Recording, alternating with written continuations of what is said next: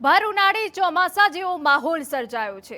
પંચમહાલથી સમાચાર કે ત્યાં ગોગંબાના પાલ્લામાં લગ્ન મંડપ હવામાં ઉડ્યો। પાલ્લા ગામના બોરિયા ફળિયામાં લગ્ન મંડપ ઉડતા અફરાતફરીનો માહોલ સર્જાયો। ભારે પવનને લીધે લગ્ન મંડપ હવામાં ઉડી જમીનદોસ્ત થઈ ગયો।